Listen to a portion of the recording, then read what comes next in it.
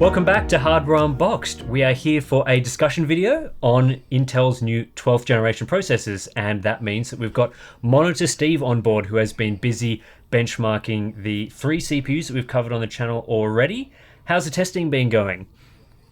Well, it's been going pretty well. I'm glad it's over. I sort of regret deciding to throw out all the Windows 10 results and start over with Windows 11 just because that was an enormous amount of work, but I am also glad to have it done. And I have just completed a heap of Windows 10 testing with Windows 10 testing for comparison compared to Windows 11 with and without VBS enabled. So that's somewhat interesting. So that's with the 12th gen stuff, and we'll have that video later in the week. But yeah, glad to have the majority of, I suppose, the review testing done. There's obviously a heap of things we want to look at.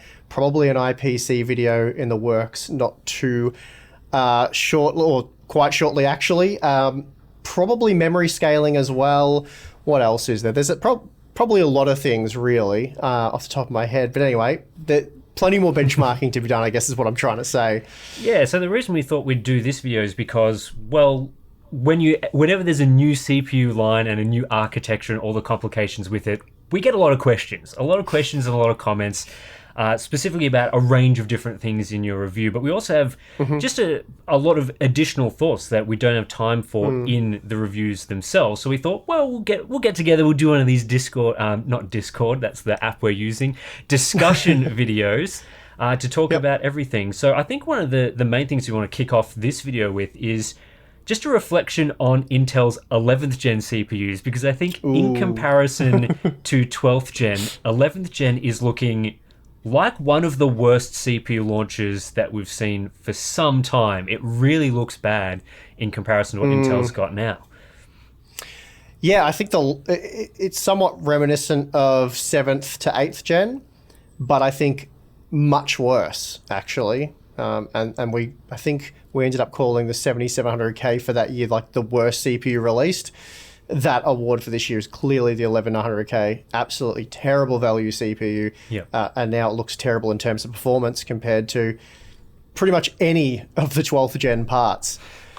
So yeah, a bit of we called it, didn't we, earlier in the year, a blunder on Intel's behalf, and really a release.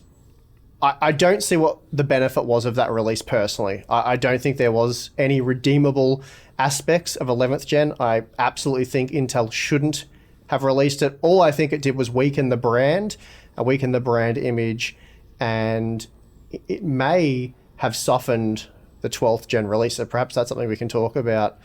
Yeah, I totally agree with you on that one. I think there's a lot of discussion around when 11th gen launched, because obviously most reviewers thought it was quite a poor release. But there was a lot of talk about, because they were backporting the architecture, was this like a technical demo to sort of prove that they could backport an architecture to 14 nanometer, but I think Intel could have learnt all the lessons that they learnt from 11th gen by making the CPU but just cancelling it right at the last minute, because I think a lot of the points you make about it sort of weakening their brand is sort of maybe flowing over a little bit to the 12th gen with sales and that sort of thing. Intel copped a lot of flack, became it was a bit laughable, the whole release. So it seems at the moment that even though the 12th gen parts are still pretty competitive, or at least very competitive, and have the best performing parts for some workloads, that AMD CPUs are still selling very well. And you'd have to wonder if the 11th gen line wasn't released, whether people would be more willing to jump on board an Intel CPU and they wouldn't have as many issues with marketing. Yeah, I definitely think that's the case. Of course, we can't blame all the issues, let's say, that not the 12th gen's facing, but again, as you say, 12th gen sales, from what I've heard from a few different sources, is much weaker than expected, especially given that the performance and the price of like the Core i9 and the Core i5 are very good. But we're hearing that sales and interest from buyers isn't nearly what they expected it to be. And I think there's probably quite a few reasons for that.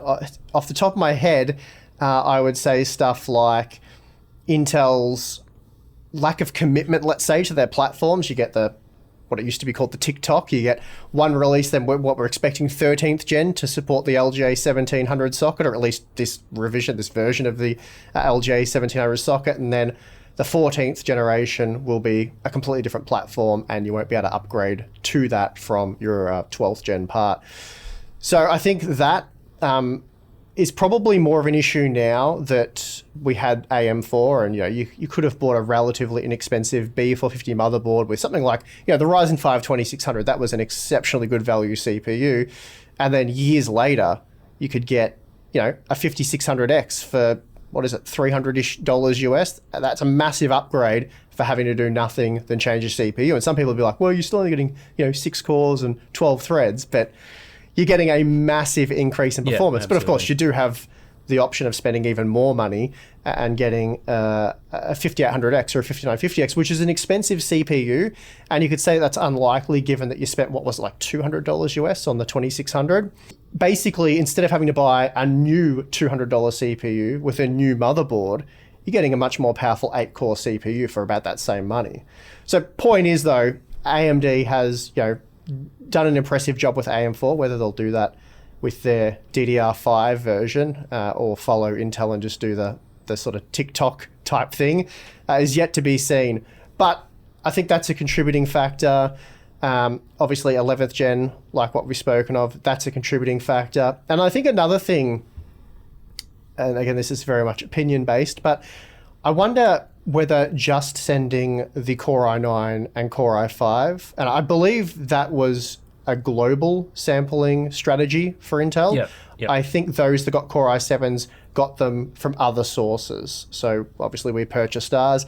Perhaps AIBs helped out different media in different regions. I'm not sure on that one, but I'm pretty certain they didn't send out the Core i7. I'm sure Intel have some reasons why they thought that was a good idea. Obviously, they want to push their higher margin part as being the go-to part for a lot of people. But I think things like power consumption and thermals and all that did scare people away from 12th gen, because you see the Core i9 using the enormous amount of power it does and running at like 100 degrees with a huge AIO on there.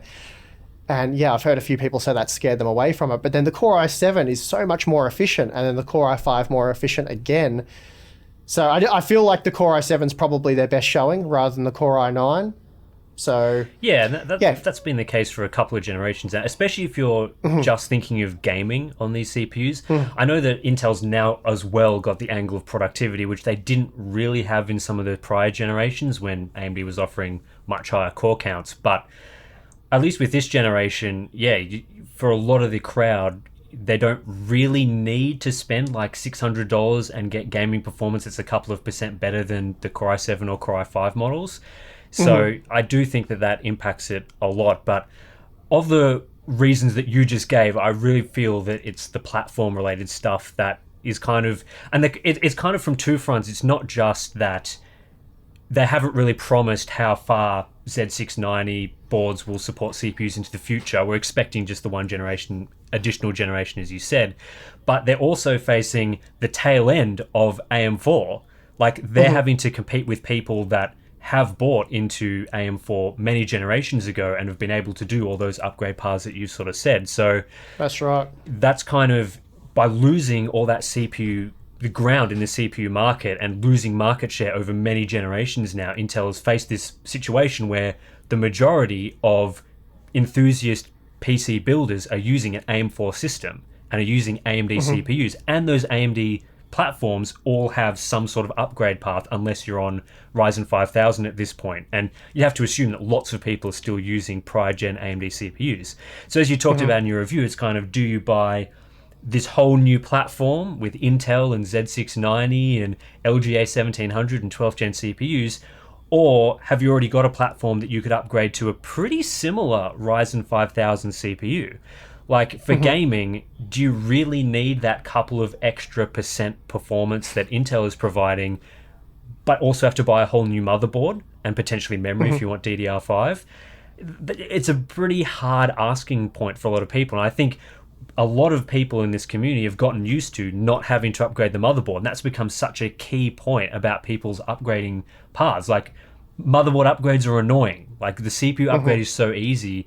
And I really think that Intel's kind of, maybe made a misstep there by not saying straight from the get-go, hey, LGA 1700, we're going to support this for 3 or 4 generations. I think that would encourage a lot more people to have jumped in. But, of course, that's a question of what they've actually done engineering wise as well, I guess. Yeah, that would obviously be huge, but at the same time, you still run into the problem with the whole DDR5 angle, because it's this almost like a hybrid memory platform. Do you invest in a DDR5 motherboard now? And if Intel had have made that promise, it's like, well, in not next generation, but maybe the generation after that, the CPU gains will be quite significant, and that's what I'll upgrade to while keeping my motherboard. But will that CPU work as well with DDR4 memory? Or by that stage, will DDR5 be offering 10, 20% more performance for what will be the same price? In fact, DDR5 may be cheaper by that point in time. But you can't really buy a DDR5 board now and spend 3 times more on the memory. It would be cheaper to buy DDR4 board now and DDR4 memory and then just upgrade the motherboard in a couple of generations anyway. You'd probably save money and get better DDR5 memory in the process. So if they had have promised, that 3 or so generations, I don't know how much of a difference it would have made, because really by like the 14th generation, let's say, you're going to have to buy a new motherboard and memory anyway if you're buying DDR4 now on a Z690 board. So not really sure how useful that would be. It's kind of bad timing. They've really in a way led the way for AMD. So when we get what we expect to be like Zen 4, that will have DDR5 memory. And by then DDR5 memory will make a lot more sense. It'll probably be priced much more closely to DDR4, and you may not be paying quite the premium for the DDR5 motherboards. So yeah, and I think on top of that as well, Intel should have assessed the CPUs that they were offering and sort of think, well, a lot of people that are buying these CPUs are probably going to be making gaming builds. So they should have identified that the Core i5 was probably the part that people are going to be the most interested in. I think across a lot of the reviews, that certainly has been the case. That's the part that people have been the most impressed with. And sort of, I guess there's 2 things that they could have done from there. The first one is that the 12600K is hard to find. It's out of stock at a lot of retailers. A lot of retailers have received very low stock. Obviously, they want to sell the 12900K and get the most sales, the most margin on that part. But by supplying a lot of Core i5 models, they would have been at a pretty big advantage. And then secondly, is also release the B series motherboards, because a lot of the complaints, as we've been talking about, have been the platform cost of buying like a $200 plus Z series motherboard, which if you're buying a $300 CPU it's a hard ask. Like that's a very tough position to be in. So yeah, if you assess the market, you see, the Core i5 model is the model that we think is the best and that people are going to be the most interested in. Provide people those $150 or less B series motherboards, and then flood Core i5s onto the market. I think that would have gotten them a lot more sales, but whether that's more revenue and profit is another question. But if they're seeing below expected sales, then perhaps that's something that they should have considered. Yeah, well, they may fast track that. Ultimately, they were going to do that eventually.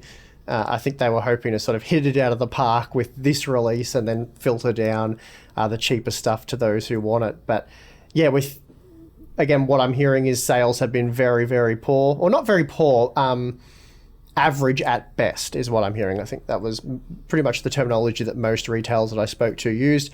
And for comparison, because that doesn't really mean too much to you guys, but for comparison, Ryzen 5000 was significantly more popular. I'm hearing a few retailers say that they sold more Ryzen 5000 CPUs in hours compared to what they've sold of the whole 12th gen to date. And again, that part of that is because the Core i5 models, just the availability isn't there, as Tim said. So yeah, and again, the Core i7, that wasn't available for pre-order. That's a CPU that's just coming in sort of now for most people. And I think that is definitely going to be one of the more sought after items there, because it does justify the higher platform costs very easily. I think it is a better alternative to the Ryzen 9 stuff in terms of value and performance for a lot of applications, at least compared to the Ryzen 9 5900X.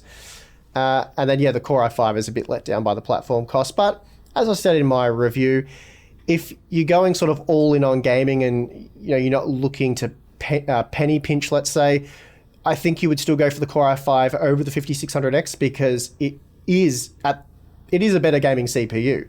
If you're constrained to a sort of single thread, single core, it will offer you up to like 20% greater performance. And then applications, we're seeing like 30-40% greater performance because, more CPU resources and higher IPC and all that sort of stuff. So the Core i5 12600K is a very good CPU, even on sort of an entry-level Z690 motherboard. But I agree. Another potential reason why maybe people aren't jumping into 12th gen as much is the discussion around it requiring Windows 11, or supposedly requiring Windows 11 for the best performance, and a lot of people want to stick on Windows 10. Do you think that is a major consideration? Is it bad to use Alder Lake on Windows 10? I think this is another one of those sort of marketing blunders. Not saying this was a marketing department decision, but it does tie into the marketing of the product, kind of like what AMD did with the whole, what was it, the RX 6600 XT being a 1080p gaming graphics card. Like, who wants to spend that much on a 1080p gaming graphics card? I think this is of similar vein because it doesn't require Windows 11. It gives the wrong impression. People think that, I've seen a lot of people think that it just physically won't work on Windows 10. You install it and it just doesn't work for whatever reason. And then other people thinking the performance will just be terrible because it doesn't know what to do with the E-cores and it may prioritize them and performance drops heavily.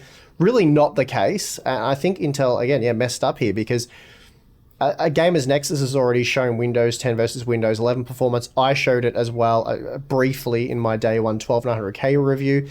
Really, for the most part, there's a few outliers here and there where Windows 11 is better. Rainbow Six Siege Vulkan.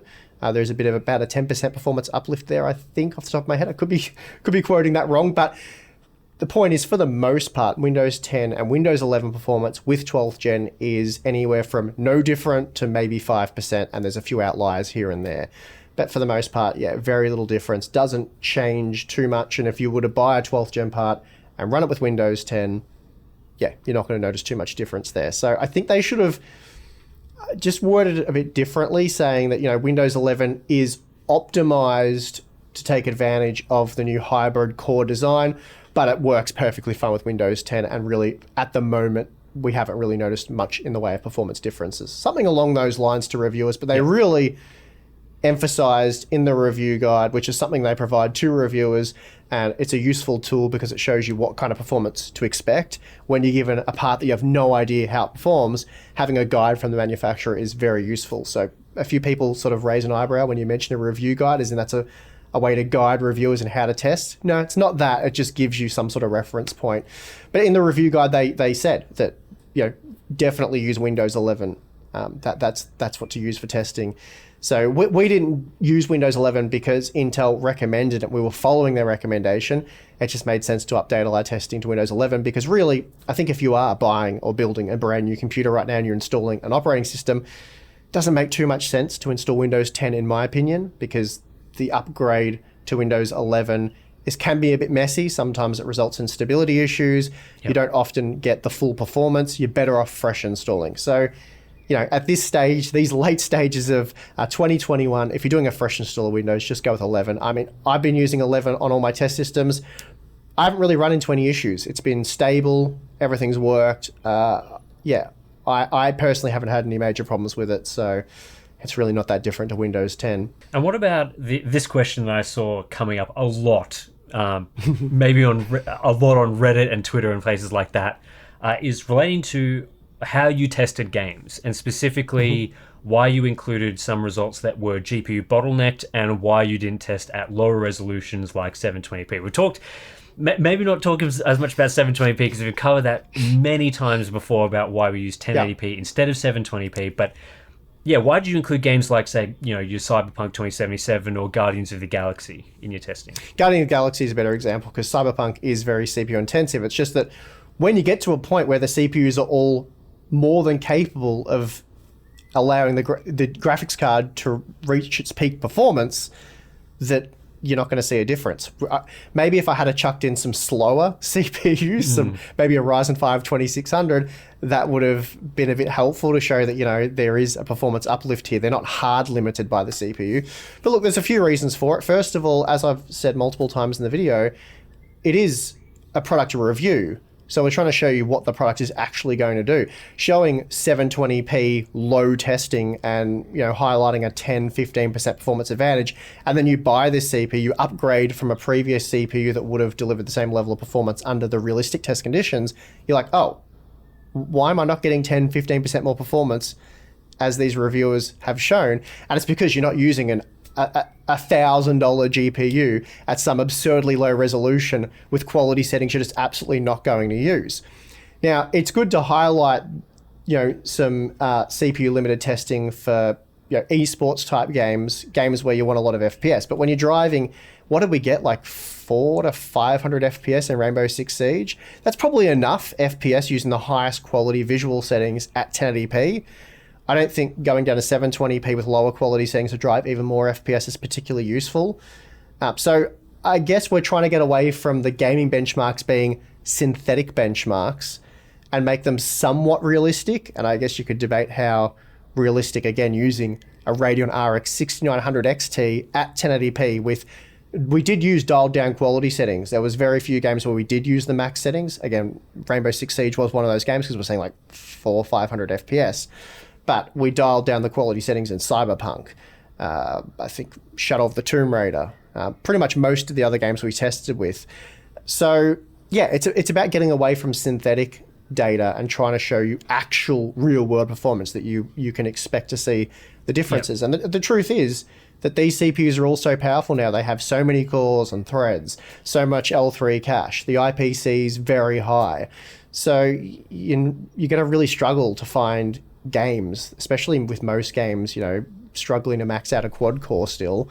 Yeah, and I think a lot of the discussion around testing on these, always showing CPU limited titles in 720p gaming is about the supposed future-proofing angle where you show 720p results, so supposedly it shows you the 1080p of the future. But I think the angle that's always ignored with that sort of discussion is that games improve as well. So yeah, it's heavily flawed. When you're looking at 720p now, you're saying, well, that might be how 1080p runs in these games in the future with different GPUs, like faster GPUs, but it doesn't necessarily tell you how those CPUs perform in the games of the future. So if we're looking at, let's say you were testing CPUs back in 2019 and then suddenly Cyberpunk comes out and it's like the flagship game for, GPU effects and quality settings. The testing that you did at 720p is not going to be relevant for Cyberpunk because the game has advanced so much and it's continuing to keep it GPU bottlenecked. So that's why, in my opinion, 720p testing isn't always going to give you that supposed future-proofing look. It is going to give you that, for example, if you're still testing the same games, like, for example, maybe CSGO or a StarCraft 2 type title, or again, Rainbow Six Siege is probably a game that's going to continue being played for some time, but it's not necessarily going to show you the advantages of games of the future, which is why I don't think it's that relevant. Speaking to that, the games that were the most modern examples of game engines or game design optimization that use a lot of cores, that really spread the load evenly, they're the games where we're seeing not too much difference when using a high-end CPU with 6 or more cores, because it's using all of the CPU it needs to use. Where we're seeing Alder Lake in particular excel is games that are very unoptimized or very backwards in their approach to how they utilize the processor. So Age of Empires 4 being a perfect example, we're seeing a good 20% performance uplift using the 12th gen CPUs. Yeah, that's because it uses one core, and those parts have like a 20-25% improvement in single core performance. So again, like Tim said, StarCraft 2, Age of Empires 4, as we showed, those kind of games will be faster, but then it's like, how much more CPU processing power do you need for these older games that are already running at really high FPS? We haven't been waiting, years upon decade to play StarCraft 2 properly. It's been running just fine with 200 unit caps in 4v4 games now for quite a few years. Buying Alder Lake for that purpose isn't particularly useful.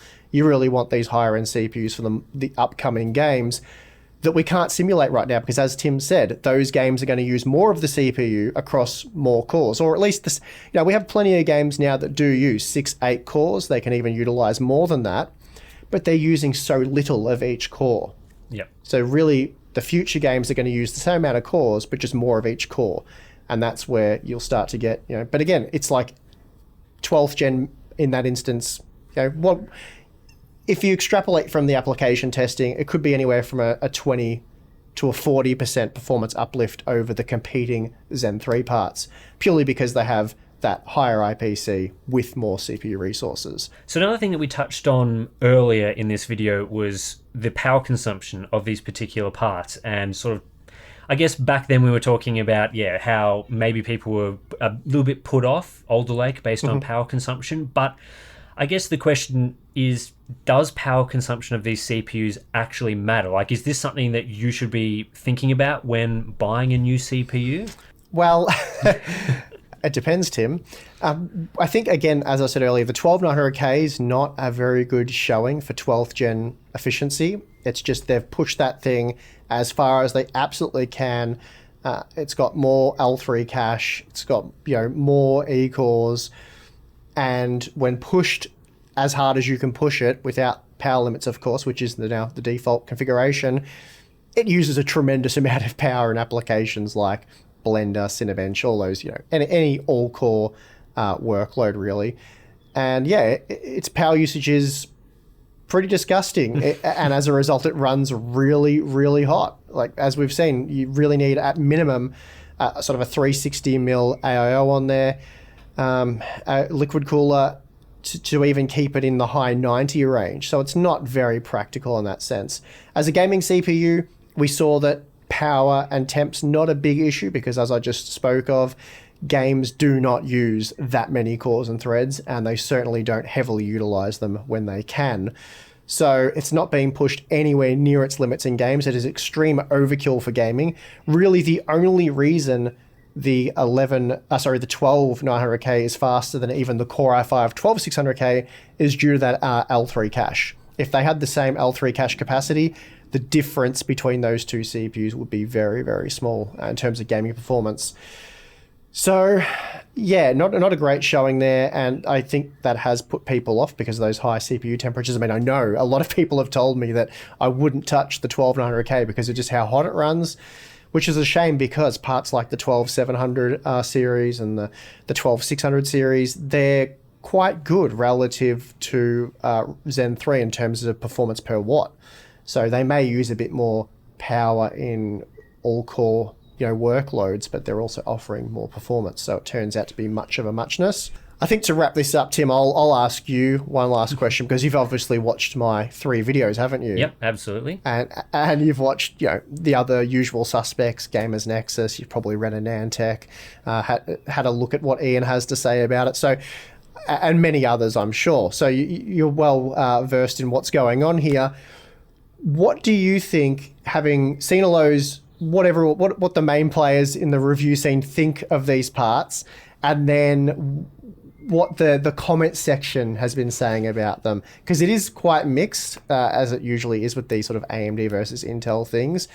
But do you think that some of the criticisms coming from people who prefer the red team, let's say, are reasonable? Or do you think it's sort of the usual, dare I say it, fanboying that we often see around these product releases? Yeah, it's been interesting for sure seeing that sort of stuff. I think most reviews have been very, very positive towards these CPUs and sort of talking about the performance. Then you see in the comment section, the comments really remind me of back when AMD was offering, say, FreeSync as a feature, sort of the open platform for adaptive sync for monitors. And that was always a comment that people would talk about in GPU reviews for NVIDIA GPUs. Even if the NVIDIA GPUs were superior, people would always be saying, oh, why didn't you mention FreeSync in the comments? When it's kind of maybe not as relevant as the performance of the product. And I think we're seeing a bit of that happening again with these sort of Alder Lake CPUs. And I should just jump in and say that we're talking about a minority of commenters here. Absolutely. So we appreciate those of you that comment, and by and large, the comment section has been excellent. But I have had people emailing me telling me how disappointed they are with 12th gen coverage because it's so fair on AMD because insert reasons why AMD is better or whatever. And then we do see a bit of that stuff make its way to the comment section as well. So we're really talking about a small section of the comments section. I just want to make that clear though. So we're not bashing everyone who comments. No, absolutely not. No. Yeah, I was mostly talking about those sort of the people that suddenly bring up, I guess, non-performance related reasons why a competitor's product might be better, which in this situation is AMD. And I think there are some valid points there for sure. We've talked in this review about, for example, the platform features, which I think is very relevant, about how, being able to upgrade your CPU and on the same motherboard, and motherboard prices are very relevant. But then, making that the be-all and end-all of a CPU is maybe not the best approach. There are certainly a lot of reasons why you would buy a high-performing part, even if it does require a platform upgrade and more expensive motherboards and that sort of thing. Obviously, the power consumption stuff, which we've literally just been talking about, has become suddenly overnight like the most important thing, and temperature's the most important thing. Even though in like GPU reviews, for example, we've been talking about how power consumption for a lot of everyday users is really not that relevant in a lot of situations. Well, at least it isn't to them anyway. It's not when it doesn't. As you say, the tide turns on that one, depending on what their position is. But I think if they're being honest, most gamers don't care about power consumption, because that's why they overclock the snot out of quite literally every component in their computer to make it as inefficient as possible to chase that extra FPS. Exactly right. So I think it has been interesting to see the difference in opinion between the reviewers and the commenters, at least some of the commenters. But again, that's usually what happens when you sort of see the tide turn from one brand being in a dominant position to another brand being in a dominant position. You sort of have that. Not that I'm saying Intel's in a dominant position right now. They certainly haven't got there outside of performance in some benchmarks. But as the tide sort of turns from one company to another, you see those sorts of things happen. So maybe that wasn't too surprising. Yeah, look, I saw plenty of people bashing the Intel products, even in the 600K review, saying that power consumption is terrible compared to parts like the 5600X, but it's really not. It's comparable in those applications to the 5800X. Power consumption is comparable to the 5800X. I think it may have even been a smidgen better. Really, whatever it requires to cool the 5800X will work just fine on a 12600K. Power, thermals, not an issue for the Core i5 or Core i7 models. And then platform costs. Like, if you're really going to go with one of the cheaper quality B550 motherboards compared to one of the cheapest Z690 motherboards, it's like $50 US. Yeah. I think I worked it out to be maybe a 13% price difference when you factor in the CPU and motherboard pricing. If you're getting like 30-40% greater performance in applications, that kind of nullifies the platform cost difference. Again, we've got to test those entry-level Z690 motherboards to make sure that they allow you to unlock those parts, but I'm sure with the 12600K they will. That would be shocking if they didn't. So yeah, the power consumption argument's pretty weak. It really only applies to the 12900K, which, in our review, we were like, the 12900K is not, it's semi-compelling. It's like, I could go with the 1200K or the Ryzen 9 parts, either the 5900X or 5950X. So yeah, it's a good step forward for Intel, but it doesn't change too much there. But that certainly wasn't the case for the Core i7 and Core i5. And then gaming, people are talking about how the gaming's so close it doesn't really matter. I mean, yeah, overall, the gaming came out pretty close. But again, there are certainly instances where Intel's offering like 20% greater gaming performance, at least when, making the game a bit more CPU limited than it may be otherwise. But yeah, it'll be interesting to do some CPU, GPU scaling on that note, because I wonder how much that 20% difference we saw in Age of Empires 4 will come down if we go to 1440p. If the game's that heavily CPU limited, it may make no difference, or it may close up a fair bit. So that'll be interesting to look into. Those scaling videos are always a lot of fun and the gaming produce some interesting results. The gaming differences always surprise me, because I think how many of those people that are sort of not necessarily complaining, but talking about how, it doesn't really matter now, Intel versus AMD in terms of gamer performance, that's not a reason to buy Alder Lake. How many of those people were championing that Zen 3 was matching Intel's performance in the previous generations? That was a really big talking point. AMD is now being able to match 10th gen parts, and then obviously 11th gen as well. That discussion changes very quickly in these sort of things, from that being super important to now it's even, and Intel having a lead doesn't matter as much. So yeah, I think that's a good point to make. Basically, I think a lot of the people who do comment or watch the video and don't comment can kind of see when they, especially those who have watched a lot of our content, and I suppose that of other reviewers as well, that we've remained really consistent in our approach to how we test. what we weight our importance on. Obviously, we really like value here at Hardware Unboxed. We're heavily focused on that. Depending on what the part is, of course. If it's a flagship part that's not meant to be so much about value, then we'll change up a bit. But the point is, 1 minute we're not like power consumption is the most important thing ever, and then for the next review we're like power consumption is completely irrelevant. We try to stay fairly neutral with our approach.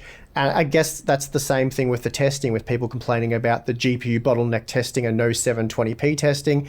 It's not like we were testing previously at 720p low, and for this one we've decided to change it to try and reduce the margin or something like that. It's like the method for day one reviews for testing games has always been 1080p Ultra. I actually dialed it down from Ultra for a lot of the titles to like high, and we used a flagship GPU. So not too much has changed there, but yeah, as I said, fully acknowledging that the feedback from most users has been really positive, and there hasn't been too much carrying on and trying to blow things out of proportion. Oh, yeah. Outside the usual complaints about the title and thumbnail and that sort of stuff, which really is about getting people excited about the video to watch all your hard work.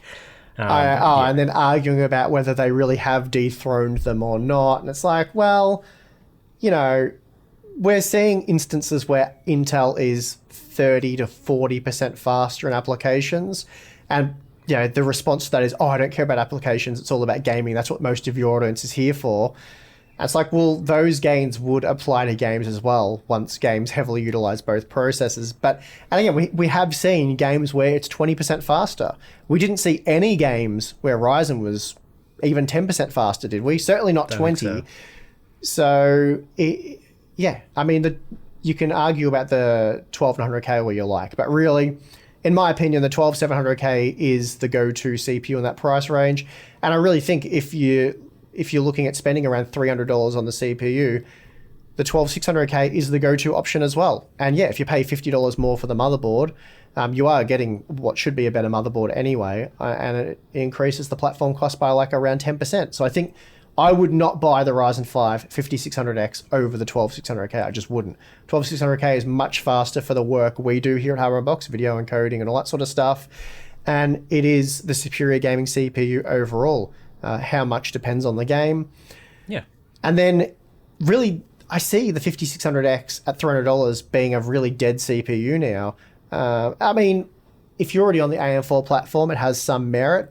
But if you're looking to upgrade your platform or build a new computer, the 5600X is dead in my opinion. Because if you want to save money and penny pinch, the 10400F gives you near enough to the same performance, basically the same performance under realistic gaming conditions for most people.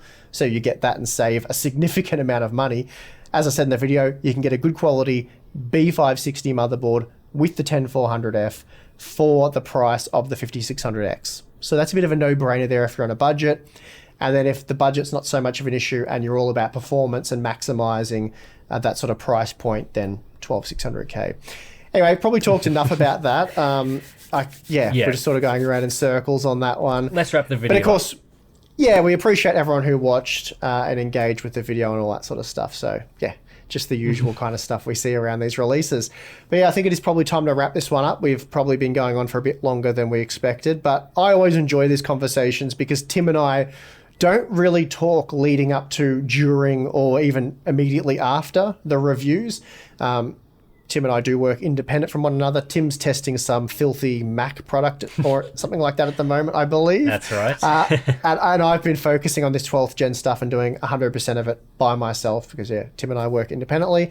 So it's great to catch up and get Tim's thoughts and chat about this sort of stuff. So hopefully you guys enjoyed it. Yep, hope so. Anyway, if you want to support our content, as always, if you're part of the 20% Club, if you watch this video to the end, you probably are, then consider supporting us on our Patreon or Floatplane accounts. Links to those are in the description below. You gain access to Discord chat, where a lot of people have been having fun talking about 12th gen CPUs and all the latest stuff in tech in there. And of course, all the usual behind the scenes videos and live streams and stuff. Live stream will be coming up later this month, so good time to jump on board and wait for that in a couple of weeks.